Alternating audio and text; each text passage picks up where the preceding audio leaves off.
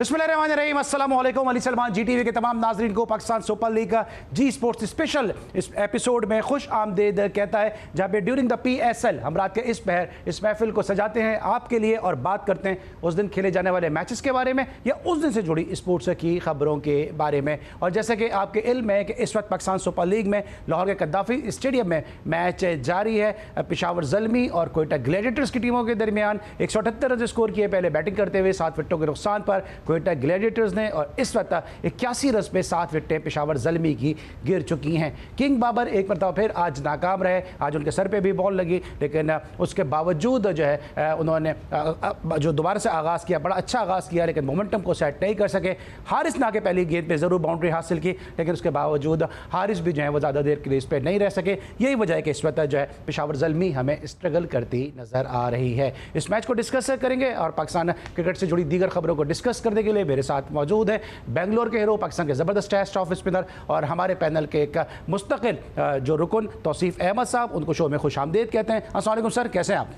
अस्सलाम अली, और बिल्कुल ठीक, देख रहे हैं जो कुछ हो रहा है। 81 पे 7 हो गए ज़ल्मी के, सरे दस्त।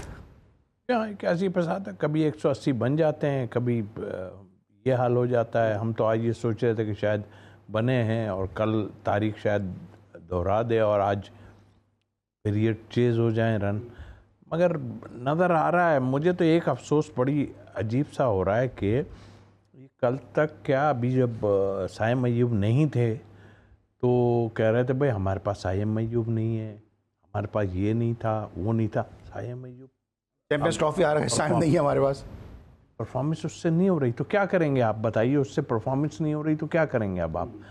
अब ये चीज़ें सोचने की बात नहीं सर। ब्लू वाइट बॉय को 25 इनिंग पहले दे दिए, 25 इनिंग बाद में दे देंगे।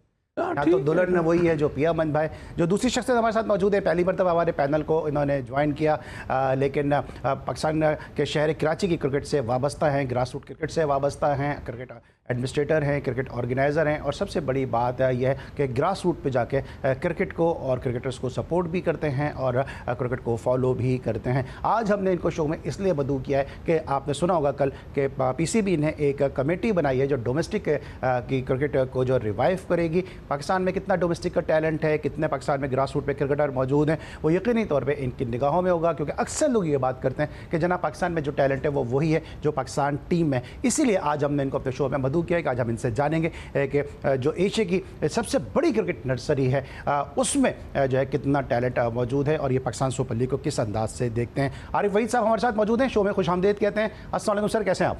वालेकुम सलाम, बहुत शुक्रिया अली सलमान साहब आपका और आपकी पूरी टीम का, प्रोग्राम की टीम का।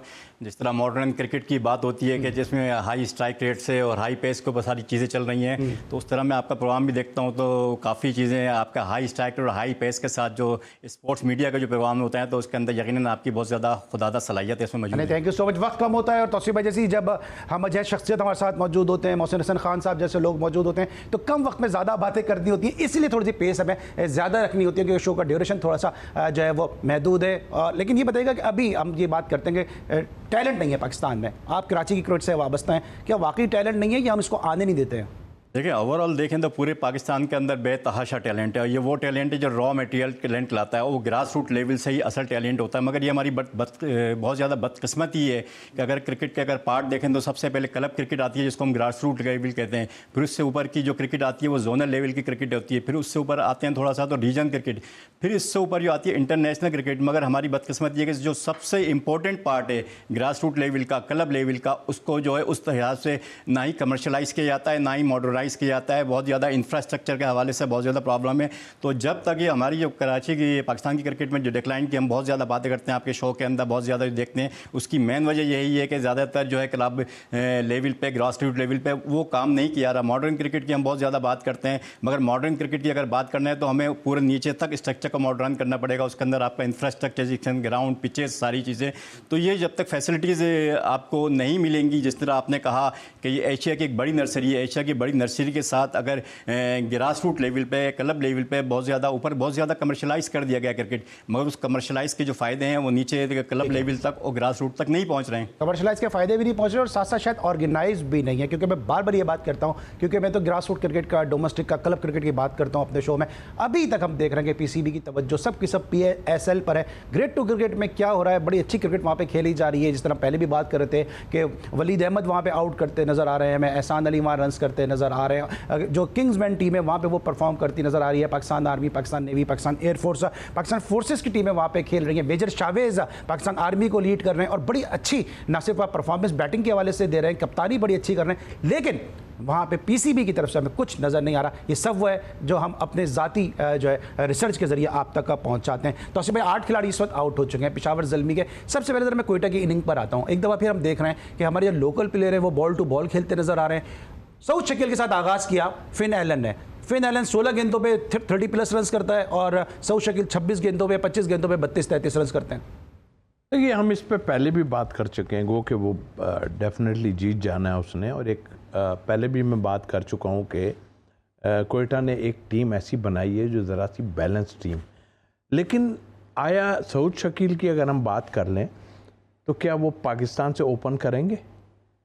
ये चीज़ों को सोचने का है हमें कि भाई हम किस तरफ जा रहे हैं। आप अगर फ्रेंचाइजी ये सब चीज़ें सोच रहा है तो ऐसे काम नहीं चलेगा। पीसीबी को थोड़ा सा रिस्ट्रिक्ट करना पड़ेगा। ठीक है, फ्रेंचाइज पैसा खर्च कर रहा है अपनी जगह, लेकिन थोड़ा सा करना पड़ेगा। पाकिस्तान टीम के लिए हमें प्लेयर चाहिए तो हमें किस तरह खिलाना चाहिए। को 8 नंबर पे भेज रहे हैं ओपनर को या किसी दूसरों को, तो ये और फिर ये भी नहीं करते। और मुझे याद है कोयटा ग्लेडिएटर ने क्या किया था, असद शफीक को मैंने बताया ओपन करा रहे और कहते हैं कि जी कर, मतलब ज़बरदस्ती आप किसी को क्यों बनाना चाहते हो?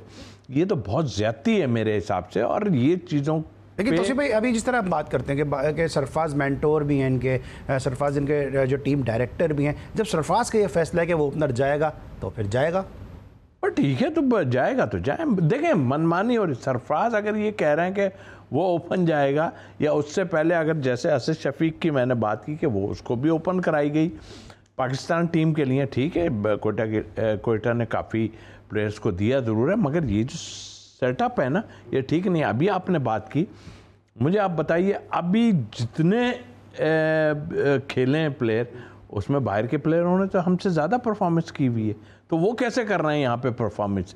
हमारा यंगस्टर आता है यहाँ पे, वो इस तरह खेलता है, समझ से बाहर है।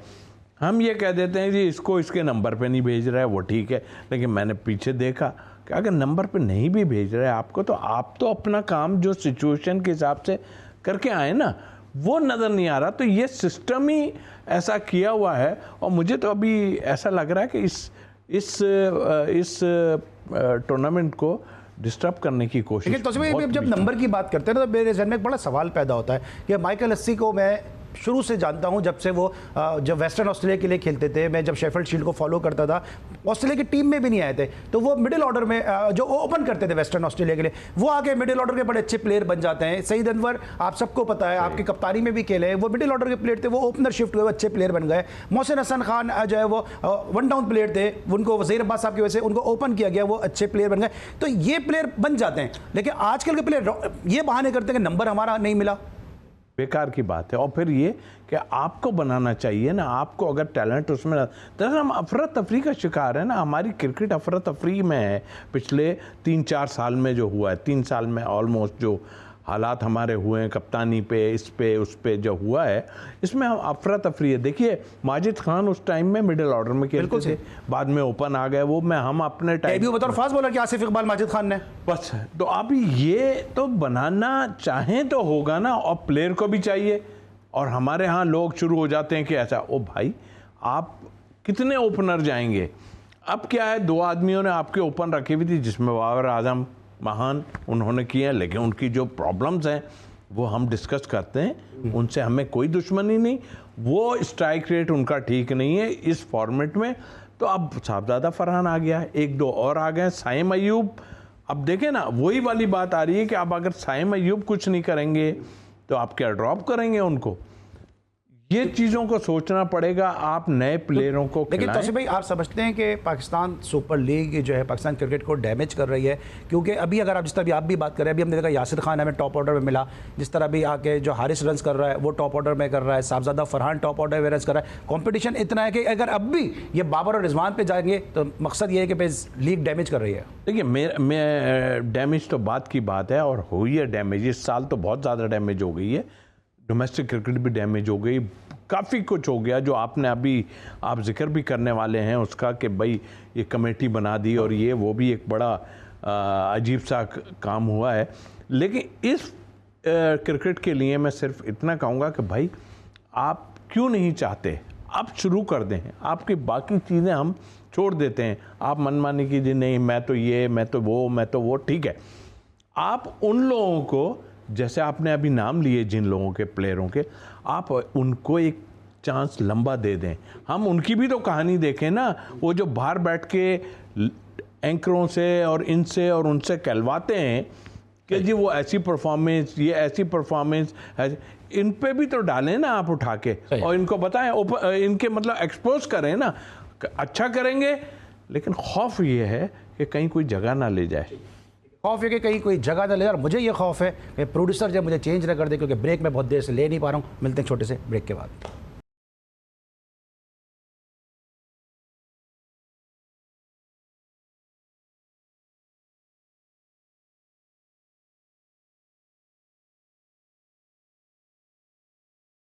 Welcome back after the break. और ब्रेक पर जाने से पहले हम डिस्कस कर रहे थे पाकिस्तान सुपर लीग को, जहां पर इस वक्त मैच जारी है पेशावर ज़ल्मी और क्वेटा ग्लैडिएटर्स की टीमों के दरमियान। और पेशावर ज़ल्मी के 8 खिलाड़ी आउट हो चुके हैं और अब 36 गेंदें यानी 6 ओवर्स में उनको 75 रन दरकार हैं। और वाहिद उम्मीद हुसैन तलत की सूरत में इस वक्त क्रीज पर मौजूद हैं कि जिन्होंने इस वक्त 28 रन स्कोर किए हुए हैं। ब्रेक पर जाने से पहले हम बात कर रहे थे पाकिस्तान सुपर लीग ने क्या पाकिस्तान क्रिकेट को डैमेज किया है। आरिफ वहीद साहब भी हमारे साथ शो का हिस्सा है। आरिफ भाई, आपको लगता है कि आप जिस तरह पहले भी बात कर रहे थे कि आप club cricket, grass root cricket से वाबस्ता हैं, वाकई पाकिस्तान सुपर लीग ने डैमेज किया पाकिस्तान क्रिकेट को? सही टैलेंट सामने नहीं आ रहा, दोस्ती यारी का कल्चर है, और जो पीआर जिनकी ज़्यादा अच्छी है वो टीम के साथ मौजूद हैं।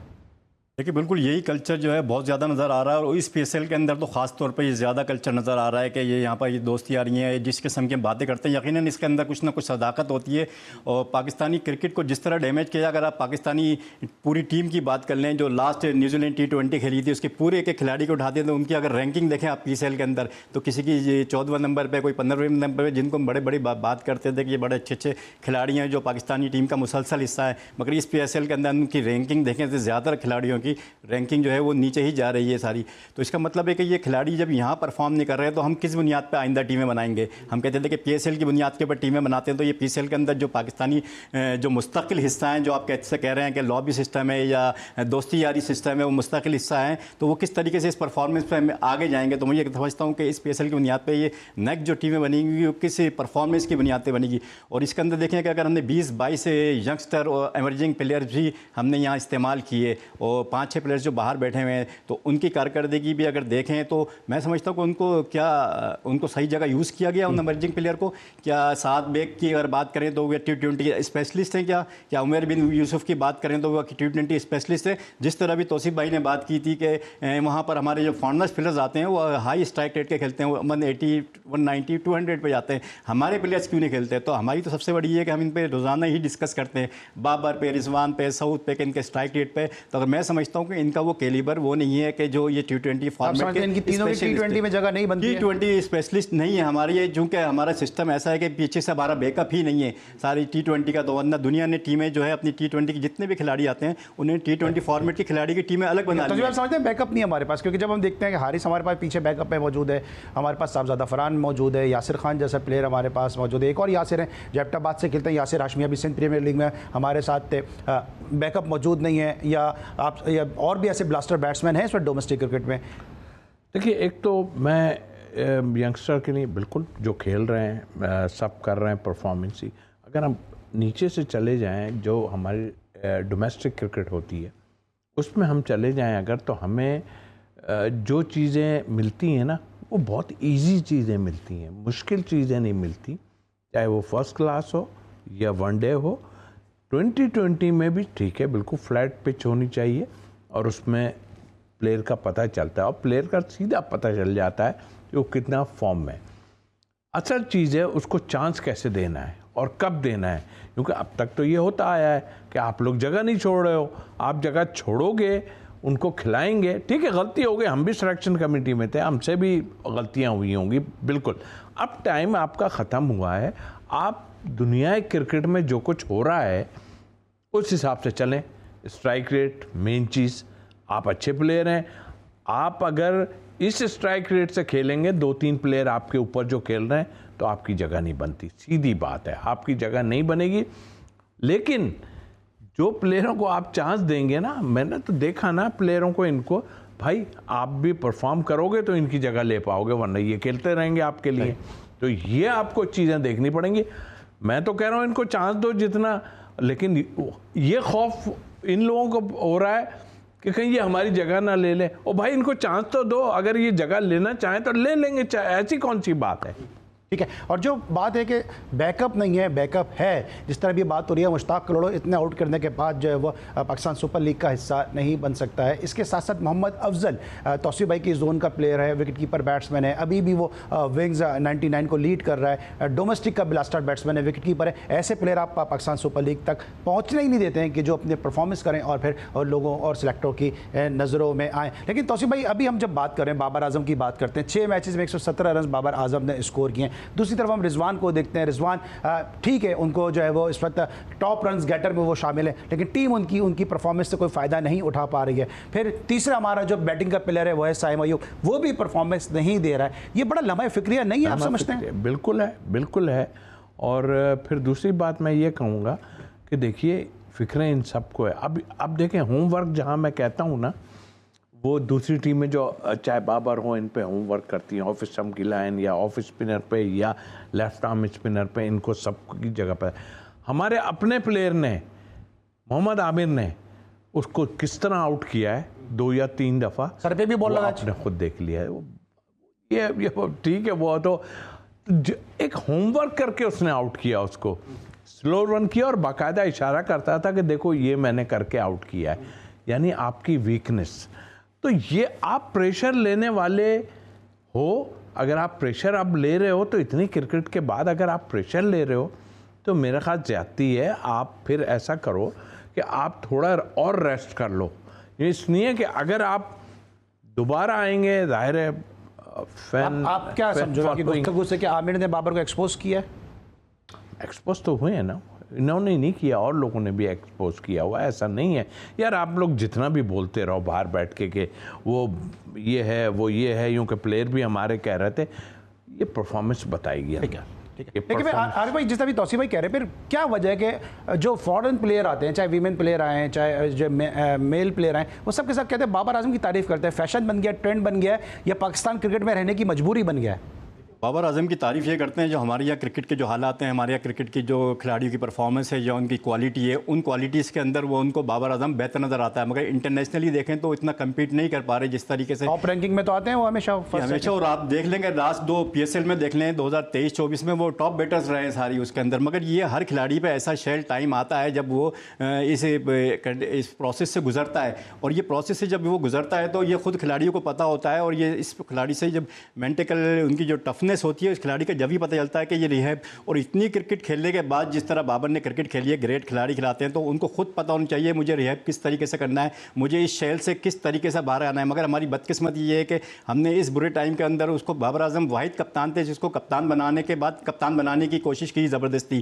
कप्तान T20 में समझता हूँ वो भी ज़बरदस्ती खिलाने की कोशिश। बाबर आजम कप्तान नहीं थे। बाबर आजम में नेचुरली हम समझते हैं कि खराब किया बाबर आजम को। जी, किसने खराब किया बाबर आजम को? बाबर आजम चूंकि ये मैनेजमेंट के फैसले होते हैं कि वहाँ पर सही जगह पे खिलाड़ियों को, हमारे ये है कि सही टाइम पे और सही जगह पे यूज़ नहीं किया जाता। खिलाड़ियों में बेतहाशा टैलेंट है, मगर उसको अगर सही जगह पे यूज़ नहीं करेंगे तो वो खिलाड़ी उस तरीके से परफॉर्म नहीं किया जाएगा। हमें उसकी एबिलिटी। बाबर आजम कप्तान बनने के बाद कप्तान बने आरिफ वहीद साहब का ये कहना है, और बाबर आजम की जो परफॉर्मेंस है वो इस वक्त डिक्लाइनिंग फेज पर है। जिस तरह तौसीफ भाई ने भी कहा कि मोहम्मद आमिर ने नहीं बल्कि दीगर बॉलर ने भी जो है बाबर आजम को भी एक्सपोज किया, साथ साथ साइम भी परफॉर्मेंस नजर नहीं आ रही, रिजवान की भी नजर नहीं आ रही, और ये तीनों पाकिस्तान की बैटिंग का पिलर हैं। ये बहुत बड़ा लम्हा फिक्रिया है पाकिस्तान क्रिकेट के हवाले से। मिलते हैं एक छोटे से ब्रेक के बाद।